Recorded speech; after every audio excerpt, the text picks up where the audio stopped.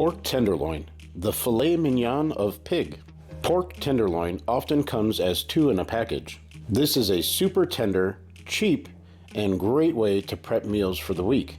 Simply clean up each tenderloin by removing any silver skin or any unsightly fat that you don't care to have. I am using the FN Sharp boning knife to tackle these two tenderloins.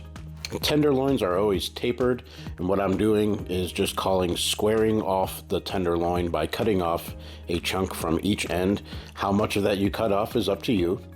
And continuing to clean it up, as you can see, I'm getting really close to the meat when taking off any fat or silver skin and not discarding any of that quality meat. For one dish, I'm going to cut medallions, and that's going to be a pork medallion dinner, and then I'm going to cut small chunks and give that a quick Asian marinade for another dish. Make sure to season generously with salt and pepper, add a little oil, and get that into a saute pan that's been preheated over medium-high to high heat. Once your protein touches the pan, leave it alone. I know you're tempted to take a peek, but let the heat do its job to get that proper sear.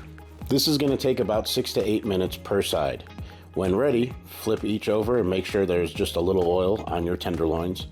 Into a small saute pan, I've got some heavy whipping cream or just heavy cream and some Dijon mustard, salt, pepper, onion powder, and some fresh parsley. This will be our sauce.